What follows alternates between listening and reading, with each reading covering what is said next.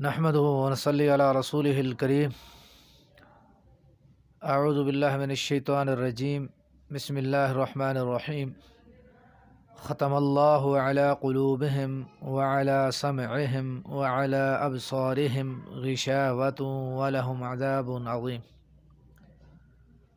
اللہ تعالی نے مہر لگا دی ان کے دلوں پر، وعلی سمعہم اور ان کے کانوں پر، اور ان کے آنکھوں پر پردہ ہے، اور ان کے لیے بہت بڑا عذاب ہے۔ امام قتادہ رحمہ اللہ فرماتے ہیں، جب بندہ شیطان کی پیروی کرتا ہے وہ شیطان کے قابو میں آ جاتا ہے، تب اللہ تبارک و تعالی نے ان کے دلوں اور ان کے کانوں پر مہر لگا دیتے ہیں۔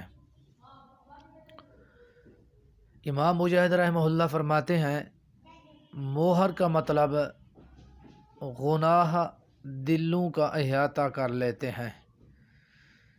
اس مہر سے مراد وہ مہر نہیں ہے جو لوہے کی ہوتی ہے یا پیتل کی یا لکڑی کی مہر، اس سے وہ مراد نہیں ہے۔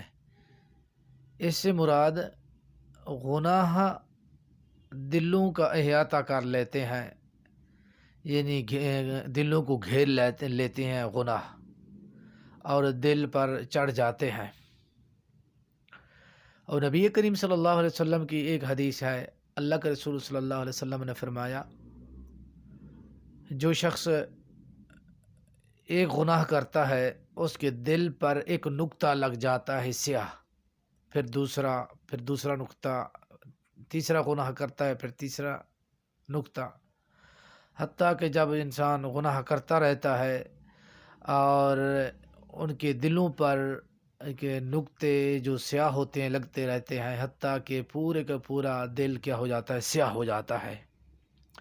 اس سے مراد وہی ہے، یعنی مہر لگانے کا مطلب یہی ہے، گناہ ان کے دلوں کا احاطہ کر لیتے ہیں۔ اور اسی طرح ایک لفظ ہے ختمہ، اس کا معنی ہے مہر۔ اس کے علاوہ اور بھی ایک لفظ ہے طبع کا معنی بھی مہر ہے۔ اللہ تعالی نے یہ تمام لفظ استعمال کیے ہیں قرآن مجید کے اندر۔ ارانا کا لفظ، طبع کا لفظ ہے، اور اقفال کا لفظ ہے، 3 الفاظ ہیں۔ اور اللہ تبارک و تعالی نے جو یہ لفظ استعمال کیے ہیں، ان کا مطلب یہ ہوگا، رانا طبع سے کم ہے، مہر کے اندر، زنگ کے اندر۔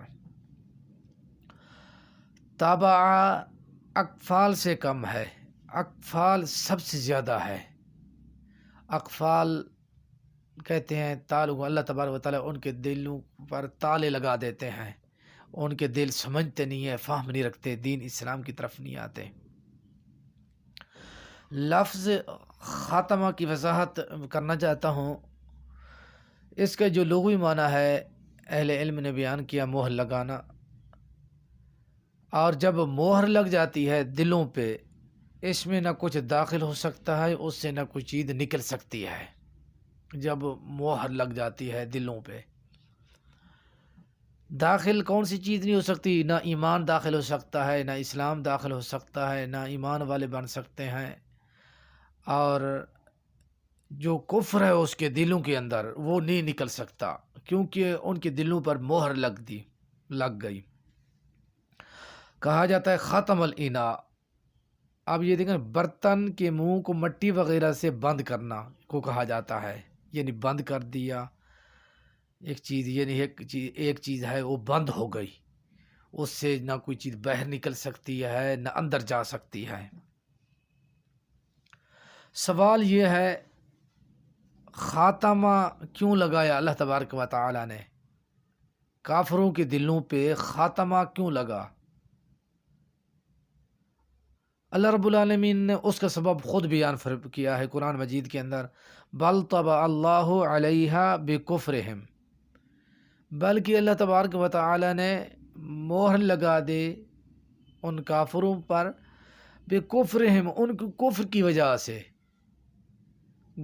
کفر کے اندر ڈیٹ بن گئے، کفر کے اندر جم گئے، اور ان کے اندر یعنی ضد اور ہٹ دھرمی اور ان کے اندر چھا گئی۔ اور جب انسان ضد اور ہٹ کے اندر آ جائے نا کہ وہ کہتا ہے میں حق پہ ہوں، بس کسی کی بات نہ سنے، حق کو نہ سمجھے، حق کو نہ دیکھے، ایسی صورت کے اندر اللہ رب العالمین نے ایسے لوگوں پہ ختم اللہ مہر لگا دیتے ہیں۔ جب مہر لگ جاتی ہے اسلام قبول نہیں کر سکتے، اسلام داخل نہیں ہو سکتا، ایمان ان کے اندر نہیں آ سکتا، کلمہ نہیں پڑھ سکتے۔ اللہ رب العالمین نے خالق کائنات فرماتے ہیں کلا بل ران علی قلوبہم ما کانوا یکسبون، بلکہ اللہ تبارک و تعالی نے ان کے دلوں پر ان کے دلوں کو زنگ لیا، یعنی زنگ دیا، دلوں کو زنگ لگ گیا ہے، جس طرح لوہے کو زنگ لگ جاتا ہے کہ دلوں کو بھی ایک زنگ لگتا ہے، ان کی کرتوت کی وجہ سے، ان کے بدعمالیوں کی وجہ سے، ان کی کفر کی وجہ سے، ان کی نفاق کی وجہ سے۔ اس لیے نبی کریم صلی اللہ علیہ وسلم دعا کرتے تھے یا مقلب القلوب ثبت قلوبنا علی دینک، اے دلوں کو پھیرنے والا کہ ثابت رکھ ہمارے دلوں کو اپنے دین پہ، تاکہ ہم اپنے دین پر قائم اور دائم رہیں۔ اور مجمل اس کی تفسیر میں بیان کرنا چاہتا ہوں ختم اللہ علی قلوبہم کی۔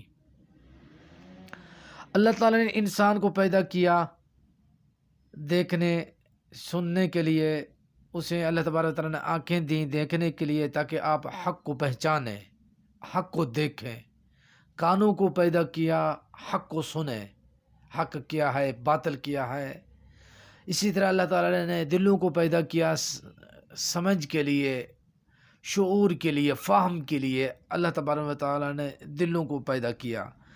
جب انسان اور کانوں سے کوئی فائدہ نہیں اٹھاتا، آنکھوں سے حق چیز کو نہیں دیکھتا، دلوں سے کوئی چیز، دل و دماغ سے کوئی چیز نہیں سمجھتا، پھر ان کی وجہ سے اللہ رب العالمین خالق کائنات ختم اللہ علی قلوبہم، ان کے دلوں پر مہر لگا دیتے ہیں، ان کے کانوں پر بھی مہر لگا دیتے ہیں، اور ان کے آنکھوں پہ پردہ ہو جاتا ہے، بھاری پردہ۔ غشاوۃن کے اندر جو تنوین ہے، یہ تنوین جو ہے یہ اس کے یعنی تعظیم کے لیے آئی ہے، یعنی بھاری پردہ ہے ان کے کانوں یعنی آنکھوں پہ۔ اور یہ ختم اللہ یہ جملہ معللہ ماقبل کی علت ہے، یا ماقبل کا سبب ہے۔ کفر کیوں انہوں نے کفر اختیار کیا، ان کو ڈرائیں یا نہ ڈرائیں، اسلام قبول کرنے والے یہ قوم نہیں ہے۔ یہ جملہ معللہ ہے، ماقبل کی علت ہے اس کے اندر، یا سبب بیان اللہ تبارک و تعالیٰ نے کیا ہے اس کے اندر۔ ایک سوال ہے، قلوب جمع قلب کی ہے، اور ابصار بصر کی ہے، اور جب علی سمعہم، سم واحد کا لفظ ہے یعنی مفرد ہے، یہ جمع اللہ تبارک و تعالیٰ نے ان کو نہیں بیان کیا۔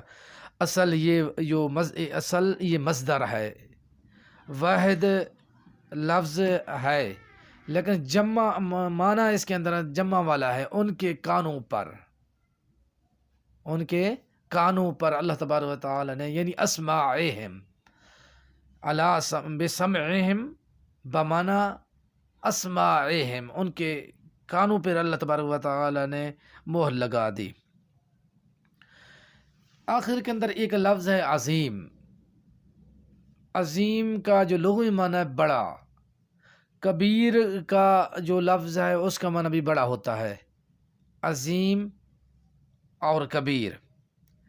ان کے دونوں کو معنی بڑے بڑے ہیں، اور چھوٹا حقیر صغیر ہے۔ ایک چیز حقیر چھوٹی چیز کو کہتے ہیں، صغیر بھی چھوٹی چیز کو کہتے ہیں۔ اب میں یہ بیان کرنا چاہتا ہوں عظیم کبیر۔ کبیر یعنی معنی کے اندر چھوٹی چیز کو کہتے ہیں، عظیم بڑی، یعنی بہت بڑی جو ہے وہ عظیم، اس سے کم جو ہے وہ کبیر کا معنی ہوتا ہے، درجہ بدرجے ہیں یہ۔ اسی طرح ایک صغیر ہے، ایک حقیر ہے۔ حقیر بالکل چھوٹی ہوتی ہے اور صغیر حقیر سے بڑی ہوتی ہے۔ اللہ رب العالمین فرماتے ہیں ان کے لیے عذاب ہے بہت بڑا، کبیر سے بھی بڑا عذاب اللہ رب العالمین نے کافروں کے لیے تیار کیا ہے۔ بہت بڑا تیار اللہ رب العالمین ان کے لیے تیار کیا ہے۔ وما توفیقی الا باللہ۔